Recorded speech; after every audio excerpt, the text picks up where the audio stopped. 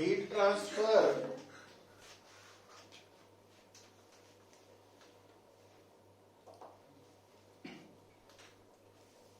Heat ਨੂੰ ਇੱਕ ਤੋਂ ਦੂਜੀ ਜਗ੍ਹਾ ਭੇਜਣਾ ਜਾਂ ਹੀਟ ਇੱਕ ਤੋਂ ਦੂਸਰੀ ਜਗ੍ਹਾ ਕਿੱਦਾਂ ਪਹੁੰਚਦੀ ਹੈ तो हीट ट्रांसफर के अंदर मोड्स ऑफ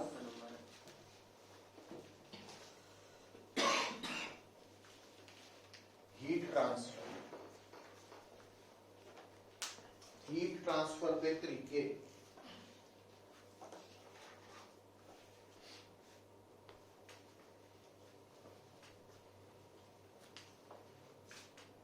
पहला है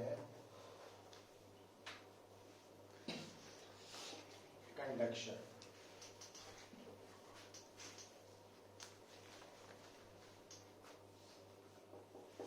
दूसरा है कन्वेक्शन, तीसरा है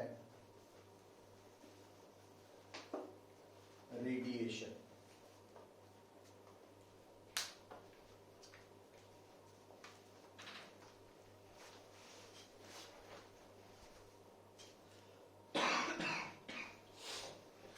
तो लिखो भाई कंडक्शन, कंडक्शन ਇਹਦੇ ਬਾਰੇ एक्सप्लेन कर ली।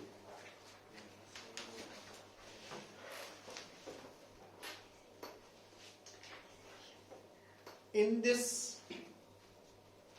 mode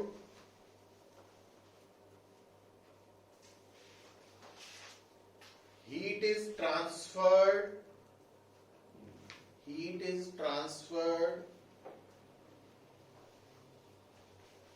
from one portion to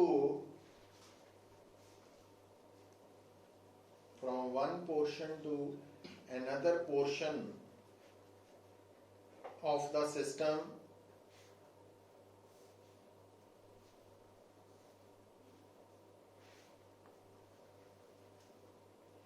due to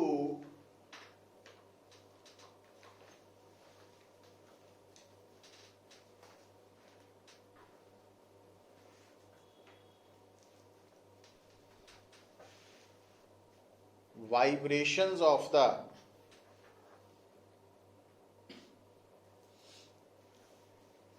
particles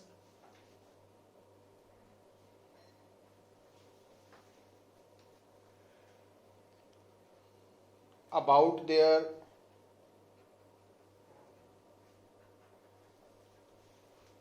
fixed positions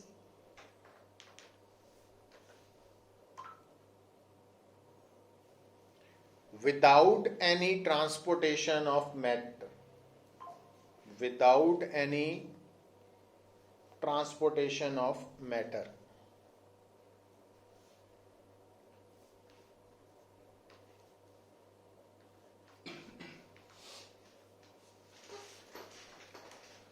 तो नीचे लिखो एक लाइन छड़ के,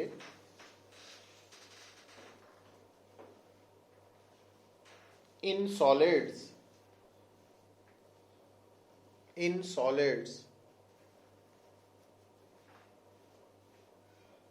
heat is transferred preferably by this method.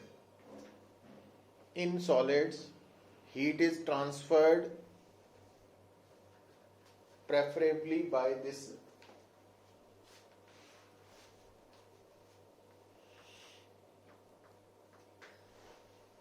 this method.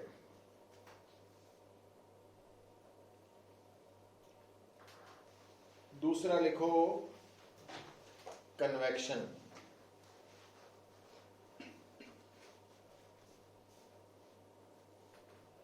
In this mode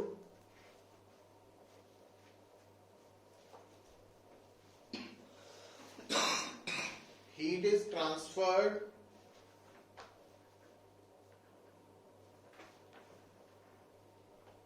from one portion to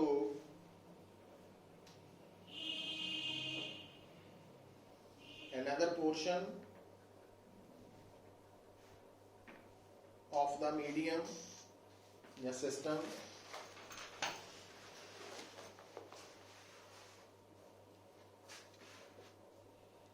due to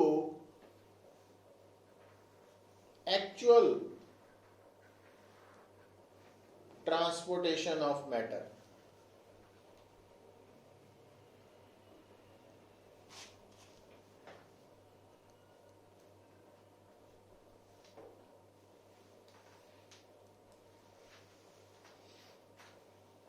तो लिखो दिस मोड, अगला line लिख लियो, this mode of heat transfer, this mode of heat transfer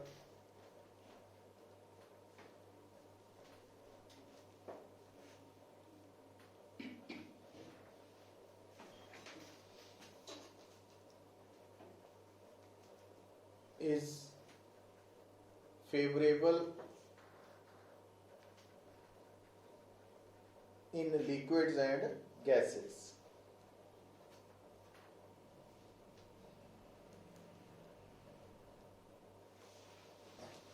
ਇਹਦੇ ਬਾਰੇ ਆਪਾਂ ਗੱਲ ਕਰਦੇ ਹਾਂ, ਹਲੇ ਸਮਝਾਉਣ ਵਾਲੀ ਗੱਲ। ਤੇ ਰੇਡੀਏਸ਼ਨ ਤੀਸਰਾ ਕੇਸ ਹੈ।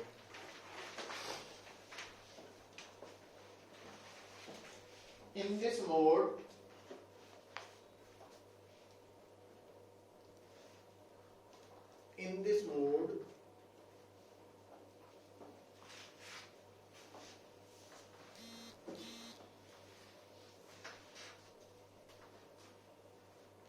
heat is transferred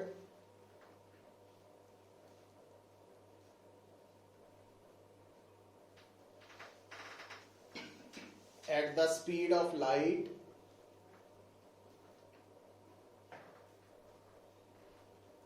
in the form of radiations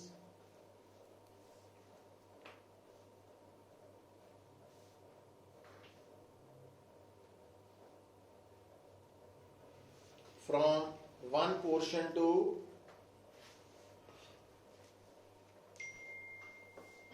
another portion of the system.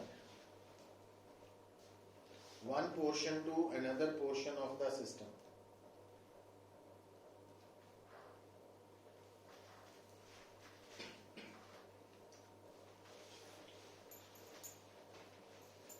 In this mode,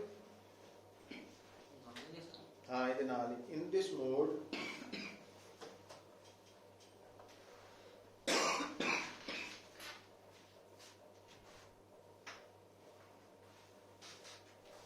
intervening medium does not play any role. Intervening medium does not play any role.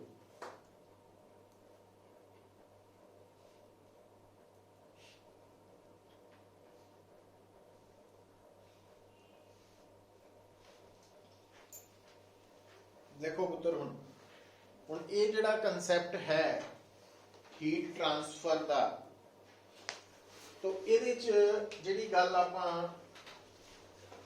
Learn करनी है वो की है, देखो कि अगर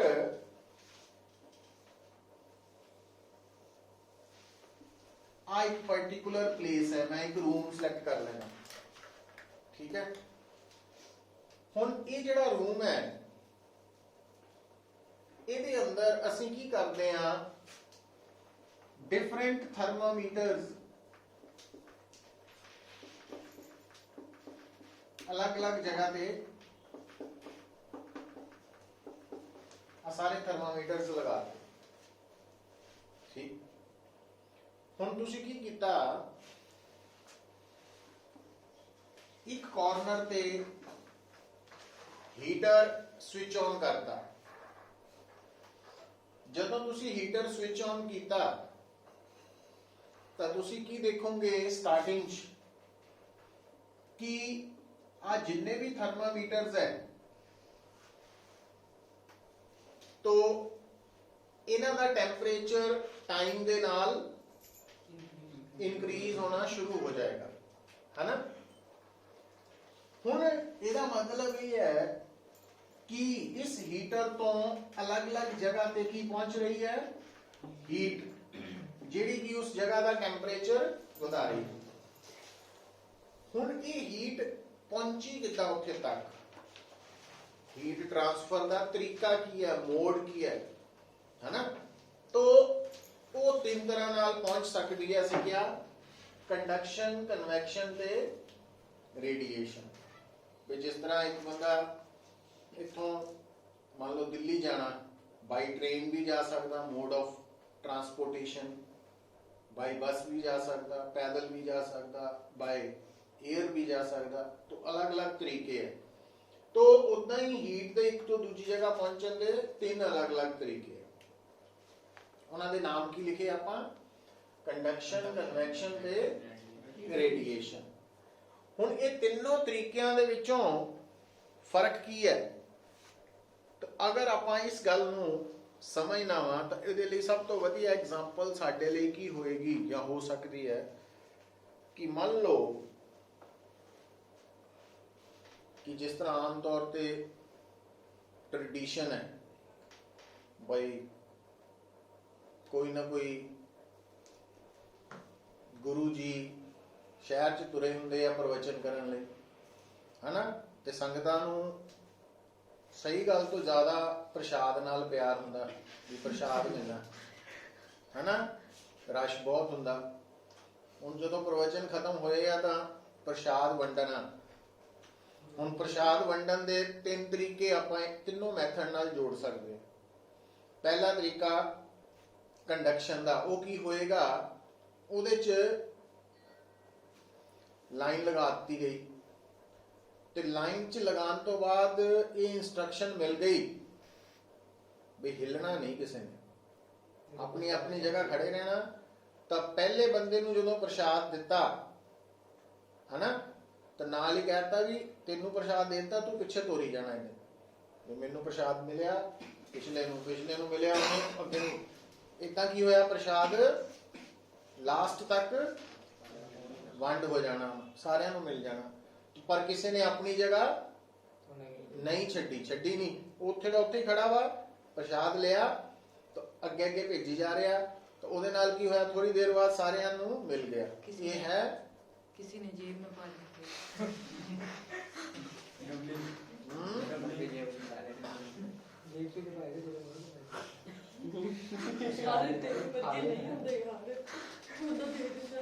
चलो हम सुन लो पहला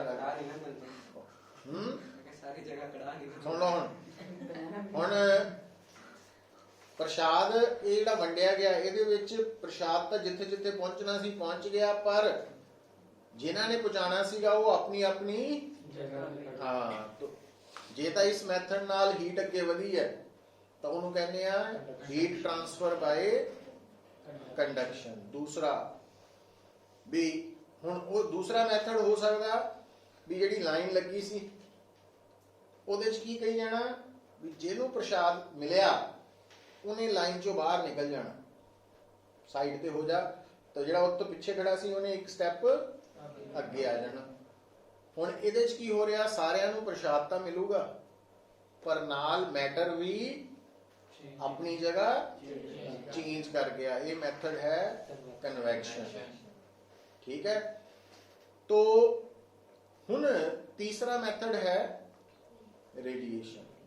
तो तीसरे मैथड दे विच जिहड़ा जिथे जिथे बैठा भगत है ना, वो उत्थे बैठा वा, तो गुरु जी ने की करना है, प्रसाद सुट्टी जाना, कैच करी जाओ, है ना। तो हर रेंज पहुंच जाना वा। तो वो है रेडिएशन। और सब तो fastest mode of heat transfer केड़ा हो, रेडिएशन है। हुण आपां इन्हां तिन्नां विचों सब तो पहला इहदे बारे थोड़ी जी गल करनी है, ज़्यादा नहीं है करन नूं, पर आ दोनों डिटेल्स होने हैं। तो नाल ये फिर यूनिट खत्म होना। लिखो हेडिंग कन्वैक्शन। कन्वैक्शन लिख लो। डिटेल्स ऊपर ले दोनों मतलब सारी डिटेल ची आ जिन्ना जिन्ना सिलेबस। कन्वैक्शन पहला लिख लो। तो कन्वैक्शन दे विच पुत्र लिख लो हुण, it is of two types. ये दो तरह दी है। Number 1 natural convection,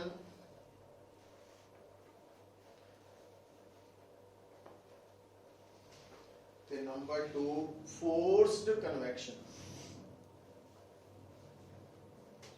forced convection तो पहला नेचुरल कन्वेक्शन बारे गल करिए। लिखो, in natural convection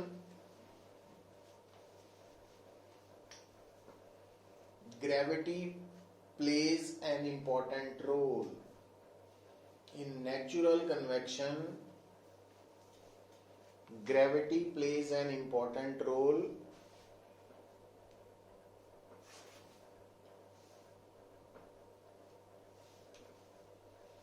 it can't take place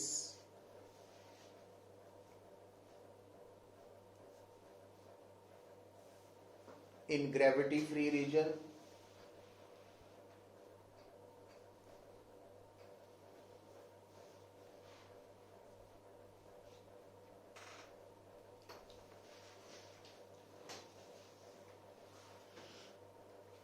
ਹੁਣ देखो ਇਹਦੇ ਚ ਗ੍ਰੈਵਿਟੀ ਦਾ ਰੋਲ ਕਿੰਨਾ ਆਇਆ।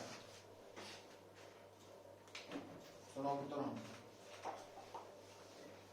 तो अगर आप एक एग्जांपल लेके चलिए कि आ एक बीकर है, तो बीकर दे विच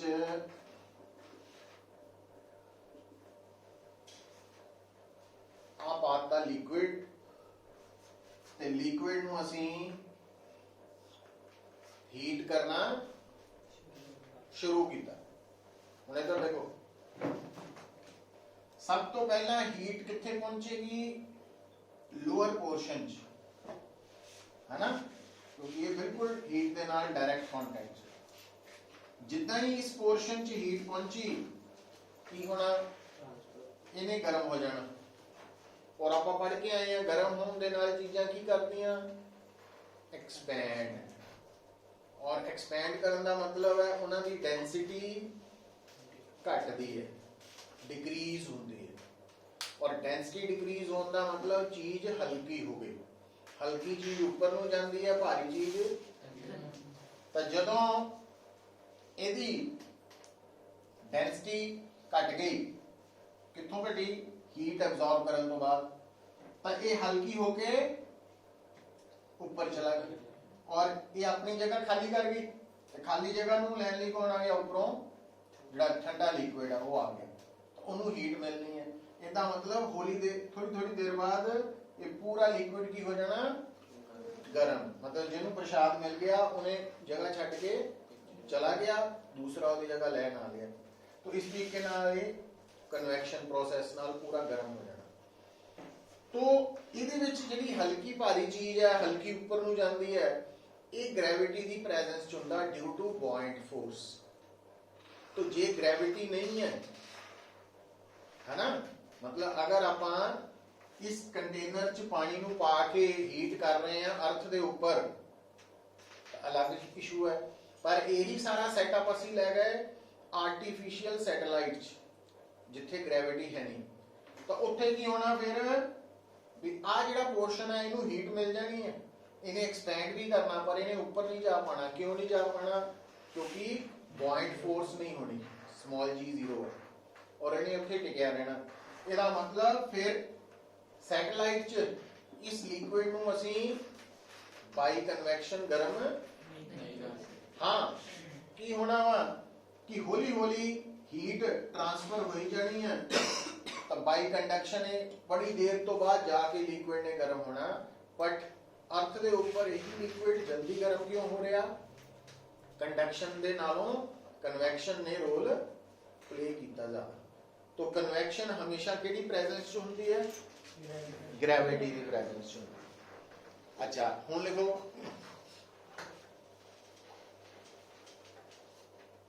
जदों तुसीं कन्वैक्शन की गल कर रहे हैं तां कन्वैक्शन के इफैक्ट के नाल असीं एक जगह ते जिद्दां हीट भेज के उन्होंने गर्म कर सकते हैं, तो दूजी जगह ठंडी भी हो सकती है। और ये इफैक्ट यूज किया जाता सी अर्ली डेज जदों ਪੱਖੇ ਏਸੀ ਇਹ ਵਾਲਾ ਕੰਸੈਪਟ ਨਹੀਂ ਸੀ।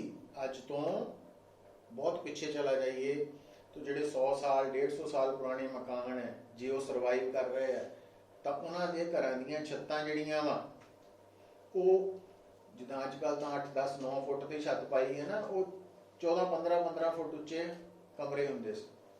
ਔਰ ਉੱਪਰ ਖਿੜਕੀਆਂ ਦੇ ਉੱਪਰ ਨਾ ਰੋਸ਼ਨਦਾਨ, ਜਿਨ੍ਹਾਂ ਨੂੰ ਵੈਂਟੀਲੇਟਰ ਕਹਿੰਦੇ ਆ ਅਸੀਂ, ਉਹ ਲੱਗੇ ਹੁੰਦੇ ਸੀ। ਉਹ ਕੰਸੈਪਟ ਕੀ ਸੀ ਕਿ ਜਦੋਂ ਕਮਰੇ ਦੇ ਵਿੱਚ ਗਰਮੀ ਵਧਣੀ ਹੈ ਤਾਂ ਹਵਾ ਨੇ ਗਰਮ ਹੋ ਕੇ ਉੱਪਰ ਨੂੰ ਜਦੋਂ ਜਾਣਾ ਤਾਂ ਵੈਂਟੀਲੇਟਰ ਦੇ ਥਰੂ ਉਸ ਗਰਮ ਹਵਾ ਨੇ ਬਾਹਰ ਨਿਕਲ ਜਾਣਾ, ਤੇ ਜਦੋਂ ਉਹ ਗਰਮ ਹਵਾ ਬਾਹਰ ਨਿਕਲਣੀ ਹੈ ਤਾਂ ਉਹਦੇ ਲਈ ਠੰਡੀ ਹਵਾ ਨੇ ਅੰਦਰ ਐਂਟਰ ਕਿੱਥੋਂ ਕਰਨਾ? ਦਰਵਾਜ਼ੇ ਥਾਣੀ, ਖਿੜਕੀ ਥਾਣੀ, ਥੱਲੇ ਹੁੰਦੀ, ਕਿਉਂਕਿ ਠੰਡੀ ਹਵਾ ਥੱਲੇ ਹੋਣੀ, ਗਰਮ, ਤਾਂ ਉਹਦੇ ਨਾਲ ਫਿਰ ਪ੍ਰੋਪਰ ਵੈਂਟੀਲੇਸ਼ਨ ਹੁੰਦੀ ਸੀ। ਤੋ ਇਹ ਜਿਹੜੀ ਆਪਣਾ ਕੰਡਕਸ਼ਨ ਦਾ ਕੰਸੈਪਟ ਹੈ, ਇਹਦੇ ਬਾਰੇ ਆਪਾਂ ਜ਼ਿਆਦਾ ਡੈਪਥ 'ਚ ਨਹੀਂ ਜਾਣਾ, ਬਟ ਸੈਕੰਡ ਪਾਰਟ ਇਹਦਾ ਕੀ ਲਿਖਿਆ ਸੀ ਆਪਾਂ? Forced conviction. ਤੇ ਜਦੋਂ ਹੁਣ ਆਪਾਂ ਅੱਜ ਕੱਲ੍ਹ ਕੀ ਕਰਨ ਲੱਗ ਪਏ ਹਾਂ, ਘਰਾਂ ਦੇ ਵਿੱਚ ਜਿਹੜੇ ਪੰਖੇ ਆ, ਐਗਜ਼ੌਸਟ ਫੈਨਸ ਹੈ, ਤਾਂ ਇਹ ਲਗਾ ਕੇ ਅਸੀਂ ਹਵਾ ਨੂੰ ਵਨ ਪਾਰਟਿਕੂਲਰ ਡਾਇਰੈਕਸ਼ਨ 'ਚ ਭੇਜ ਸਕਦੇ ਹਾਂ। ਤਾਂ ਇਹ ਜਿਹੜੀ ਕਨਵੈਕਸ਼ਨ ਹੈ ਇਹਨੂੰ ਕਹਿੰਦੇ ਆ ਫੋਰਸਡ ਕਨਵੈਕਸ਼ਨ। तो फोर्स्ड कन्वेक्शन के बारे लिख लो।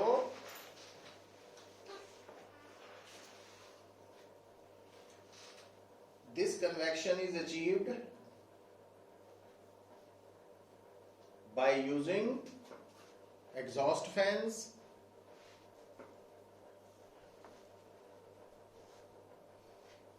ये जिहड़ी फोर्स्ड कन्वेक्शन है ये एग्जॉस्ट फैंस की हेल्प के नाल असी अचीव कर सकते हैं। और here gravity does not play any important role. तो फोर्स्ड कन्वेक्शन दे विच ग्रेविटी का कोई रोल नहीं है, does not play any important role.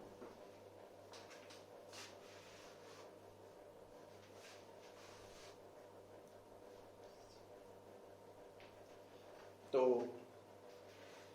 हुण लिखो हेडिंग जिन्हों थॉरली करना आपां, थर्मल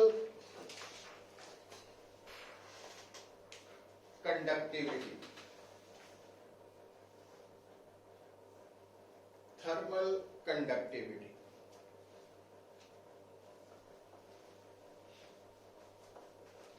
हुण हेडिंग तो पता लग जाना चाहिए इहदा संबंध किहदे नाल है? हीट ट्रांसफर बाय, ब्रैकेट च लिख लो, thermal conductivity, heat transfer by conduction, heat transfer by conduction.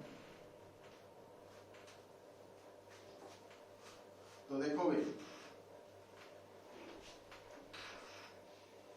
हुण तुसी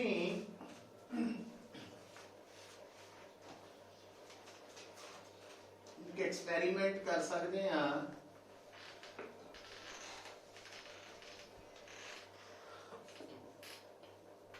एक लंबी जी मैटल रॉड ले लो, है ना। की करो, इस मैटल रॉड का एक एंड हाथ च पकड़ो, जेड़ा दूसरा एंड है वो अग च पा दो।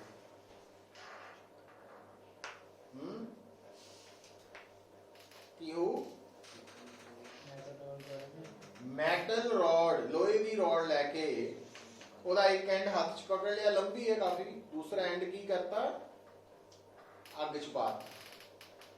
थोड़ी देर तक तो तुसी रॉड फड़ लेनी है, पर थोड़ी देर बाद की होना, तुहानू गरम लगन लग पई। तो इहदा मतलब हीट रॉड दे विच की होई? ट्रांसफर हुई है। तो ये जिहड़ी हीट ट्रांसफर हुई है किहड़े मैथड नाल हुई? Bye conduction. तो इहदे विच जिहड़ा मैटल रॉड का कोई भी हिस्सा शिफ्ट नहीं होया, उत्थे उत्थे ही है, सिंपली एनर्जी ट्रांसफर हुई। पर दूजे पासे अगर तुसी मैटल रॉड की जगह यही एक्सपेरिमेंट वुडन रॉड नाल करो, फिर की होना?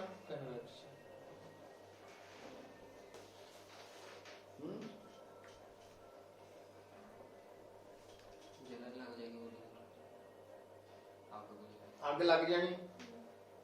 ਇੱਥੇ ਪਕੜਨ ਵਾਲੇ ਨੂੰ ਕੋਈ ਸੇਕ ਪਹੁੰਚਣਾ ਉਹਦਾ ਰੋਡ ਦੇ ਥਰੂ ਲੱਕੜ ਠੰਡੀ ਰੱਖਣੀ ਹੈ ਨਾ ਉਹ ਮਤਲਬ ਵੁੱਡ ਦੇ ਵਿੱਚ ਹੀਟ ਫਲੋ ਨਹੀਂ ਹੁੰਦੀ ਤੇ ਜੇ ਹੋ ਵੀ ਰਹੀ ਹੈ ਤਾਂ ਉਹ ਇੰਨੀ ਘੱਟ ਹੈ ਕਿ ਉਹਨੂੰ ਅਸੀਂ ਮਹਿਸੂਸ ਨਹੀਂ ਕਰ ਪਾਉਂਦੇ ਹਨਾ। ਹੁਣ ਥੋੜਾ ਜਿਹਾ ਦਿਮਾਗ ਤੇ ਜੇ ਜ਼ੋਰ ਪਾਈਏ ਤਾਂ ਇਦਾਂ ਦਾ ਹੀ ਕਨਸੈਪਟ ਮਿਲਦਾ ਜੁਲਦਾ ਕਨਸੈਪਟ ਤੁਸੀਂ 9th ਜਾਂ 10th ਕਲਾਸ ਚ ਪੜ੍ਹਦੇ ਆ ਕਿ ਅਗਰ ਆਪਾਂ ਇੱਕ ਵਾਇਰ ਨੂੰ ਜਿਹੜੀ ਬਣੀ ਹੋਈ ਹੈ ਮੈਟਲ ਦੀ ਉਹਨੂੰ ਬੈਟਰੀ ਨਾਲ ਜੋੜੀਏ ਤਾਂ ਉਹਦੇ ਚ ਕਰੰਟ ਫਲੋ ਕਰਦਾ ਕਿ ਨਹੀਂ ਮੈਟਲ ਵਾਇਰ ਚ। ਪਰ ਜੇ ਵੁਡਨ ਵਾਇਰ ਹੋਏ ਫਿਰ ਤਾਂ ਆਪਾਂ ਮੈਟਲ ਵਾਇਰ ਨੂੰ ਕੀ ਕਹਿੰਦੇ ਆ ਗੁੱਡ ਕੰਡਕਟਰ ਆਫ ਇਲੈਕਟ੍ਰਿਸਿਟੀ ਤੇ ਵੁਡਨ ਨੂੰ तो बैड कंडक्टर ਨੂੰ ਇਨਸੂਲੇਟਰ ਵੀ ਕਹਿੰਦੇ ਨੇ। ਇਦਾਂ ਹੀ ਉੱਥੇ ਕੌਣ ਫਲੋ ਕਰ ਰਿਹਾ ਸੀ ਇਲੈਕਟ੍ਰਿਸਿਟੀ ਚਾਰਜ ਤੇ ਫਲੋ ਆਫ ਚਾਰਜ ਨੂੰ ਅਸੀਂ ਕਹਿੰਦੇ ਸੀ ਇਲੈਕਟ੍ਰਿਕ ਕਰੰਟ ਕਿਉਂਕਿ ਇਲੈਕਟ੍ਰਿਕ ਦਾ ਮਤਲਬ ਹੈ ਚਾਰਜ ਤੇ ਕਰੰਟ ਦਾ ਮਤਲਬ ਹੈ ਟੂ ਫਲੋ। तो ਜਿਹੜੀ ਚੀਜ਼ ਫਲੋ ਕਰਦੀ ਹੈ ਉਹ ਹੈ ਕਰੰਟ ਤੇ ਜੋ ਕਰ ਰਹੀ ਹੈ ਉਹਦੇ ਨਾਮ ਦੇ ਅੱਗੇ ਆਪਾਂ ਕਰੰਟ ਲਗਾਤਾ। ਜੇ ਨਦੀ 'ਚ ਪਾਣੀ ਵਗ ਰਿਹਾ ਤਾਂ ਅਸੀਂ ਕਹਿੰਦੇ ਵਾਟਰ ਕਰੰਟ ਤਾਂ ਜੇ ਵਾਇਰ 'ਚ ਚਾਰਜ ਫਲੋ ਕਰ ਰਿਹਾ ਤਾਂ ਚਾਰਜ ਕਰੰਟ मतलब चार्ज का दूसरा नाम इलेक्ट्रिक है इलेक्ट्रिक करंट। इत्थे कौन फ्लो हो रही हीट तो हीट फ्लो नूं की कह सकते हैं हीट करंट है ना हीट करंट। अच्छा हुण जेड़े मटीरियल च हीट ज्यादा फ्लो करेगी ਉਹਨੂੰ ਕਹਾਂਗੇ ਗੁੱਡ ਥਰਮਲ ਕੰਡਕਟਰ ਤੇ ਜਿਹਦੇ ਚ ਹੀਟ ਫਲੋ ਨਹੀਂ ਕਰੇਗੀ ਜਾਂ ਘੱਟ ਕਰੇਗੀ ਬੈਡ ਥਰਮਲ ਕੰਡਕਟਰ ਜਾਂ good insulator thermal insulator thermal insulator. तो थर्मल इंसुलेटर का मतलब जेदे चो हीट दा बाई कंडक्शन पास करना मुश्किल है समझ गए। तो लिखो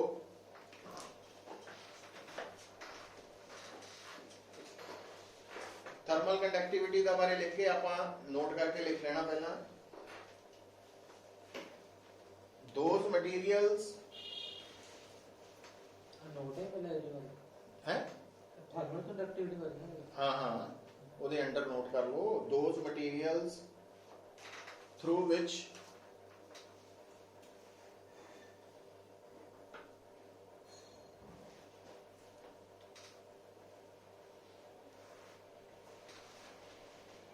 heat is flowing easily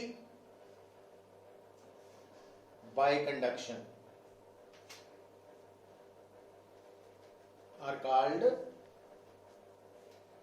good thermal conductors are called good thermal conductors। For example metals जितने भी मेटल्स हैं good thermal conductors.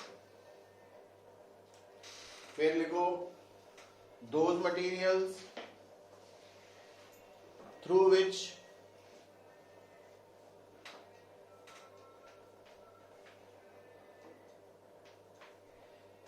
heat is not flowing easily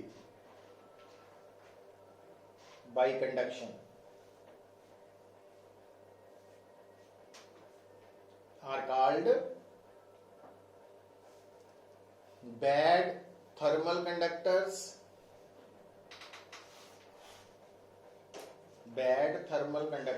or good thermal insulators।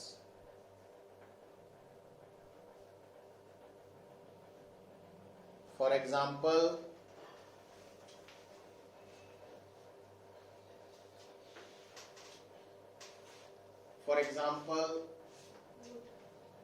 wood,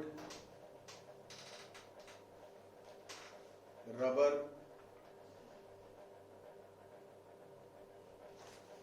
even air is bad thermal conductor. ਜਿਹੜੀ ਹਵਾ ਹੈ ਨਾ ਉਹ bad thermal conductor ਹੈ, but bracket च लिख लियो, but air is, ਹੁਣ ਆਹ ਜਿਹੜੀ ਲਾਈਨ ਹੈ ਫਰਕ ਸਮਝਿਓ, good thermal convector, good thermal convector, good thermal convector, ਕਨਵੈਕਟਰ ਸਮਝਦੇ ਆ ਜਿਹਦੇ ਚ ਹੀਟ ਫਲੋ ਕਰ ਰਹੀ ਹੈ ਬਾਏ ਕਨਵੈਕਸ਼ਨ। ਹੁਣ ਦੇਖੋ ਕਿ ਹੁਣ ਆਹੀ ਗੱਲ ਆ, ਪੱਖਾ ਬੰਦ, ਹਵਾ ਰੁਕ ਗਈ, ਨॉर्मली है ना, ਤੇ ਠੰਡ लगनी घट गई है, पर पखा ऑन है ना, तेज करी जाओ तो इस मौसम च ठंड भी क्यों, हवा तेज चल रही, कन्वैक्शन होनी शुरू हो गई है। जबकि जो पखा बंद सी उदों हवा के थ्रू हीट कितना जा रही सी, बाय कंडक्शन। ते हवा गुड कंडक्टर है कि बैड, बैड। तो कंडक्शन करके हवा चो हीट नहीं लंघदी, कादे करके लंघदी है, कन्वैक्शन। तो हुण इस चीज का असीं फायदा किदां उठाने आ भी देखो, हुण आ तुहाडे जिहड़े जैकेट्स है, स्वेटर, कंबल है, रजाई है, तो ये जिहड़े कंसैप्ट्स है एक्चुअली की है पुत्र, चाहे जैकेट है चाहे स्वेटर है, ਹੁਣ ਜਿਹੜੀ ਵੂਲ है ना, तो ਜਦੋਂ स्वेटर बन रहा है वूल, तो वूल के अंदर ना बहुत टाइनी टाइनी खाली रीजनस है, छोटे छोटे बहुत रीजनस है जिथे हवा की हुई है ट्रैप हुई है, तो हवा फ्लो नहीं कर सकती, कन्वैक्ट नहीं कर सकती। तो जे हवा कन्वैक्ट नहीं कर सकती तो कंडक्शन तो वो होनी नहीं, इसका मतलब हीट ट्रांसफर नहीं होती, समझ गए। और इसकी वधिया एग्जाम्पल ये है कि मान लो हुण सर्दियां आ रही हैं, तो साडे कोल सपोज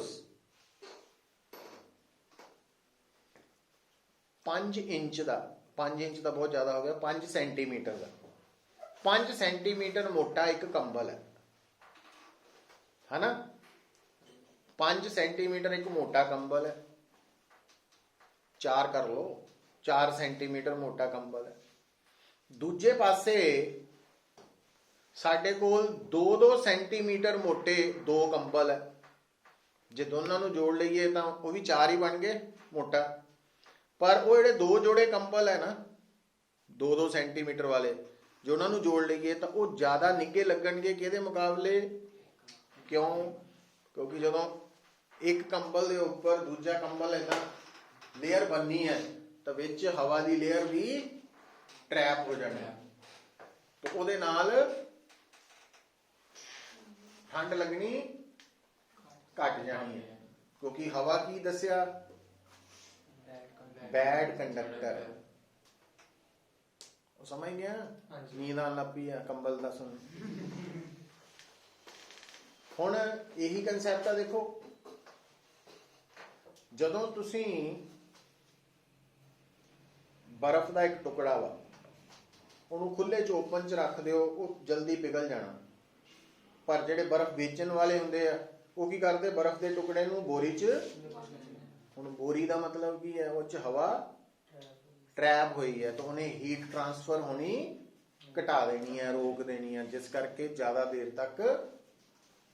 हाँ, तो इसे कंसैप्ट नूं यूज किया जाता जेडे कोल्ड कंट्रीज है,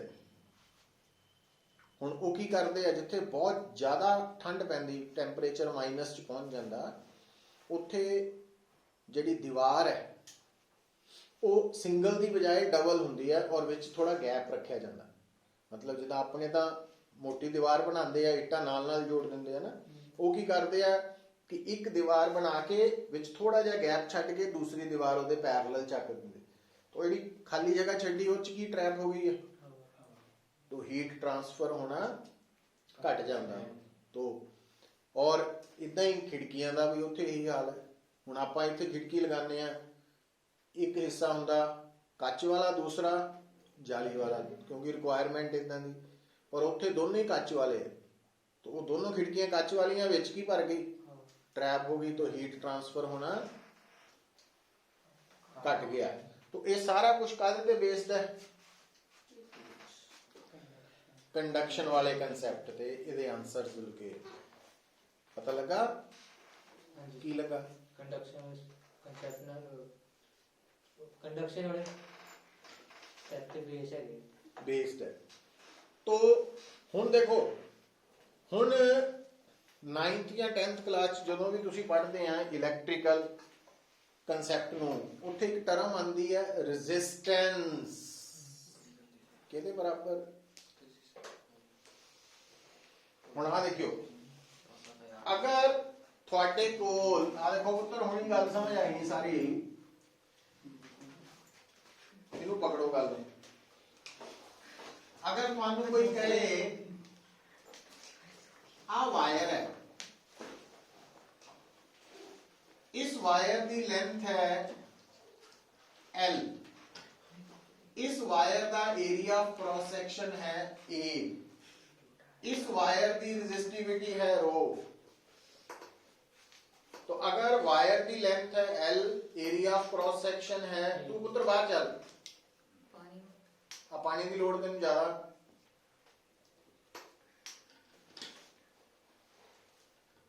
तू ये पुत्र पानी पूरी पी के आना, अगे तो बेहोश हो जूगे, चक लांगे, ठीक है। तो आ जिहड़ा कंडक्टर है, इहदी लेंथ कितनी है, इहदा area of cross section, resistivity rho है। रेजिस्टिविटी दे उल्ट नूं की कहंदे आ,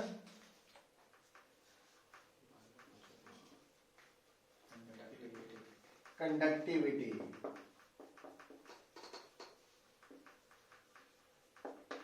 रेजिस्टिविटी।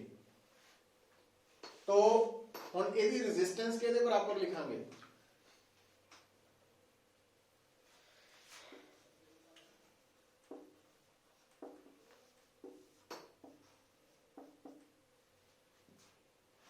पता कुछ?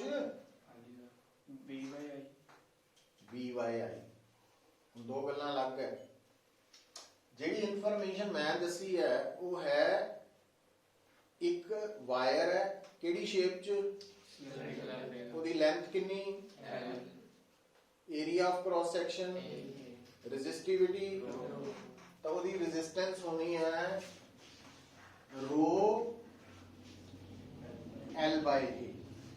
ये भी 9th या 10th ਚ ਪੜਾਇਆ ਜਾਂਦਾ कि जिन्नी वायर लंबी रेजिस्टेंस भी, जिन्नी वायर मोटी रेजिस्टेंस घट। तो रेजिस्टिविटी कौन डिसाइड करती है, नेचर ऑफ मटीरियल, ਉਹਦੇ ਤੇ डिपेंड कर। ज्यादा रेजिस्टिविटी, कंडक्टिविटी घट, ठीक है। तो आप इस फार्मूला च की लिख सकते हैं, 1/कंडक्टिविटी, ठीक है। ਹੁਣ देखो इथों ही ਆਪਾਂ +1 ਦੀ ਗੱਲ ਵੀ ਸਿੱਖ ਲੈਣੀ। ਹੁਣ ਆ ਜਿਹੜੀ ਆਪਾਂ ਰੈਜ਼ਿਸਟਿਵਿਟੀ ਦੀ ਗੱਲ ਕਰਦੇ ਆ, ਇਹਦਾ ਸੰਬੰਧ ਕਿਹਦੇ ਨਾਲ ਹੈ, नेचर ऑफ मटीरियल नाल ਤਾਂ है, पर ਇਹ ਰੈਜ਼ਿਸਟਿਵਿਟੀ है करंट ਦੇ ਨਾਲ रिलेटेड, फ्लो ऑफ करंट नहीं, फ्लो ऑफ चार्जेस। तो फ्लो ऑफ चार्जेस ਨੂੰ ਅਸੀਂ ਕੀ ਕਹਿੰਦੇ ਆ, electric current. Flow of charges ਨੂੰ इलेक्ट्रिक करंट ਕਹਿੰਦੇ आ। ਕੀ ਫਾਰਮੂਲਾ ਹੁੰਦਾ इलेक्ट्रिक करंट ਦਾ, चार्ज ओवर Q/T। भाई कितना चार्ज लंघिया एक जगह तो ਔਰ ਉਸ ਚਾਰਜ ਨੂੰ ਲੰਘਣ ਲਈ ਕਿੰਨਾ ਟਾਈਮ ਲੱਗਾ, Q ਬਾਏ T। तो वो है फ्लो ऑफ चार्जेस केदे बराबर। हुण इत्थे देखियो R की है, हुण ये रेजिस्टेंस जेडी समझा रहे हैं, इहदा संबंध किहदे नाल दस्सिया तुहानू, फ्लो ऑफ चार्जेस नाल है। तो इस रेजिस्टेंस दा पूरा नाम है इलेक्ट्रिक रेजिस्टेंस। केड़ी रेजिस्टेंस? की है नाम? हाँ, इलेक्ट्रिक रेजिस्टिविटी। तो जेडे मटीरियल च करंट आसानी नाल फ्लो करदा, ज्यादा फ्लो करदा, उन्हां दी रेजिस्टिविटी घट हुंदी है, रेजिस्टेंस भी कंडक्टिविटी ज्यादा हुंदी है ना, इदां ही है ना। हुण जे इत्थे फ्लो ऑफ चार्जेस नूं हटा के की करदा, तो इत्थे इलेक्ट्रिक दा मतलब की सी, चार्ज। हुण चार्ज हट गया, की आ गया, केड़ा करंट बन गया, हीट या थर्मल करंट। जदों एक करंट सीगा इलेक्ट्रिक तां Q सी चार्ज ते T सी, पर जदों ये हीट करंट हो गया तां Q की बन गया, हीट और T है मतलब एक जगह तो कितनी हीट लंगी ओवर टाइम टेकन। अच्छा, ਇਹਦਾ मतलब फिर R की हो गया, केड़ी रेजिस्टिविटी, थर्मल रेजिस्टिविटी। आ थर्मल रेजिस्टेंस, आ थर्मल रेजिस्टिविटी, आह थर्मल कंडक्टिविटी। तो जेडे मटीरियल च आसानी नाल हीट फ्लो करती है, ओदी थर्मल रेजिस्टेंस की हो घट, थर्मल रेजिस्टिविटी भी ते थर्मल कंडक्टिविटी। अच्छा, हुण है कि जदों असी थर्मल कंडक्टिविटी की गल करते हैं तो असी थर्मल कंडक्टिविटी का सिंबल सिग्मा हटा के की एक्सेप्ट कर लिया कि एक्चुअली ये ग्रीक सिंबल है कापा, मतलब सिग्मा की जगह की है ये की नाम है कापा। ते केड़ी क्वांटिटी नु रिप्रेजेंट कर रहा है, थर्मल कंडक्टिविटी। और इनू असी थर्मल कंडक्टिविटी भी कह सकते हैं, और इहदा असी पूरा नाम कोएफिशिएंट ऑफ थर्मल कंडक्टिविटी भी कह देंगे। तो जेडे मटीरियल्स च हीट आसानी नाल फ्लो करती है तो उन्हां दी थर्मल कंडक्टिविटी ज्यादा हुंदी है। और उसकी एग्जांपल दस सकते हैं जिन्हां मटीरियल्स दे विच हीट आसानी नाल फ्लो करती है, मेटल्स, तो हीट भी उन्हां च आसानी नाल फ्लो करती। तो वुड जिहड़ी है, एयर है, इहदी थर्मल कंडक्टिविटी की है, बहुत घट है, क्योंकि एयर बारे की लिखाया तुहानू, बैड थर्मल कंडक्टर, वुड बारे भी बैड थर्मल कंडक्टर। हुण लिखो इहदे बारे ही थोड़ा जिहा ध्यान नाल देखियो, ये भी लिखना। हुण एक मिनट, जिहड़ी वायर है इहदे च करंट फ्लो कदों हुंदा, जदों पोटेंशियल डिफरेंस आया लगाया जाता। तो पहला की दस्सिया सी, रेजिस्टेंस कड्ढण दा फार्मूला V बाय V की है, वोल्टेज या पोटेंशियल डिफरेंस, I की है, केड़ा इलेक्ट्रिक करंट सी ना आपा, क्योंकि 9वीं 10वीं च R की पढ़िया, V ओवर I। R केड़ी रेजिस्टेंस पढ़ी तुसी, हुण केड़ी पढ़ रहे हैं, हाँ। तो थर्मल दे विच थोड़ा जिहा बदल दिंदे आ, H पाता, सुनी जाओ गल है ना। अच्छा, हुण आ जिहड़ी वायर है इहदे च करंट कदों फ्लो करेगा, जदों पोटेंशियल डिफरेंस लगाओ। पर आपां किहड़े करंट की गल कर रहे हैं, इलेक्ट्रिक की के हीट की, हीट दी। तो जिस तरह इलेक्ट्रिक करंट के लिए पोटेंशियल डिफरेंस जिम्मेवार है, इलेक्ट्रिक पोटेंशियल डिफरेंस, उदा ही हीट करंट लिए जिम्मेवार है टेंपरेचर डिफरेंस। तो जिहड़ा हीट करंट है ਇਹਦਾ ਸਿੰਬਲ ਅਸੀਂ ਲਿਖ ਦਿੰਨੇ ਆ आई एच। आई एच की हो गया thermal current, heat current. Q की है, टी की है टाइम लेकर। हुन आर एच की है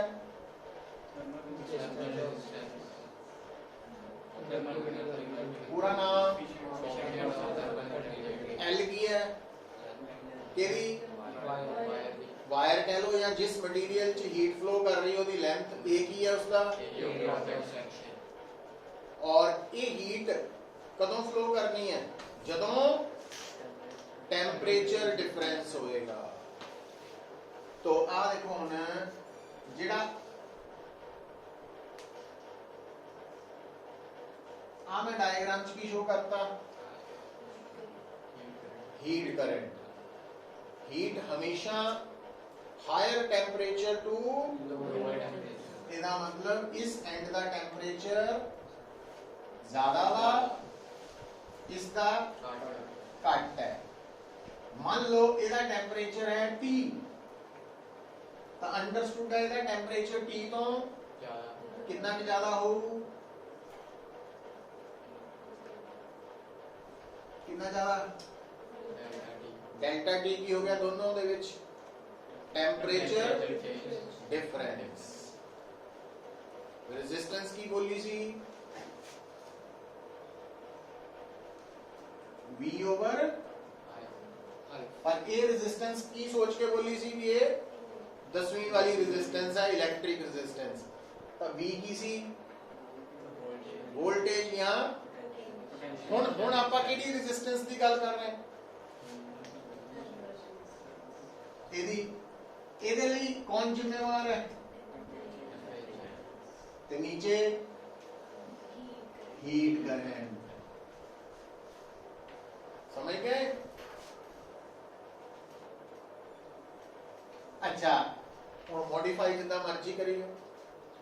ਹੁਣ ਆਪਾਂ ਇਸ ਰੋਡ ਦੀ ਲੈਂਥ ਕਿੰਨੀ ਲਈ ਹੈ, L ਲਈ ਹੈ, ਔਰ L ਦਾ ਮਤਲਬ ਹੈ सोचन ਜਿਹੜੀ सोचनी है कि ਆਪਾਂ बेसिकली ਜਿਹੜੇ दो एंड्स ਦੇ ਵਿੱਚ टेंपरेचर डिफरेंस है डेल्टा टी, L की है ਉਹਨਾਂ दो एंड्स ਦੇ ਵਿੱਚ ਦੀ दूरी है, डिस्टेंस है, वो लेंथ है। तो अगर अब मैं इथों L हटा के इनू डेल्टा x करदा, तो लेंथ का सिंबल बदल के की करता मैं तो फिर इथे भी इथे भी आही हो जू, है ना। तो हुन देखियो, हुन आ जिहड़ियां टर्म्स है इनू पहला नोट डाउन कर लो रफ, ताकि आपां नू फैमिलियर हो जाइए इस गल नाल, फिर अगे चलांगे।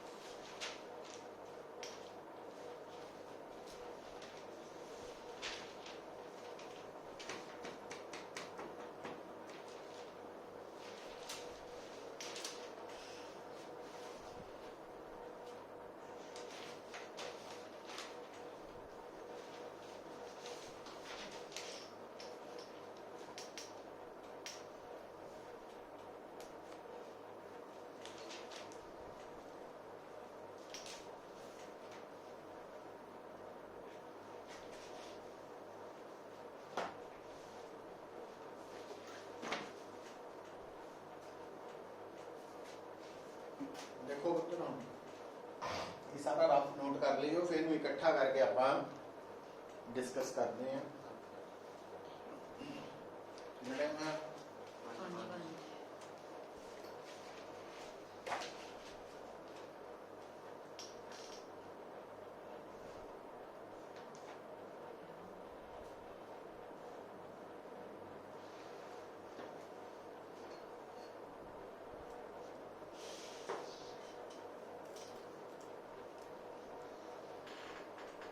तो हैडिंग लिख लेना जरा कल करांगे आंदी coefficient of thermal conductivity.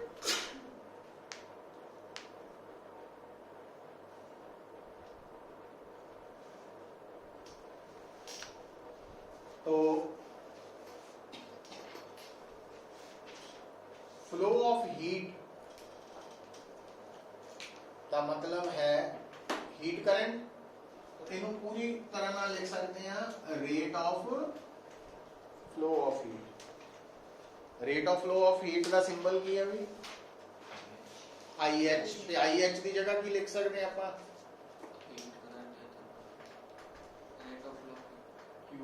Q by T।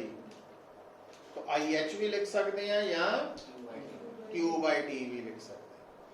और उधर RH की जगह की लिख सकते हैं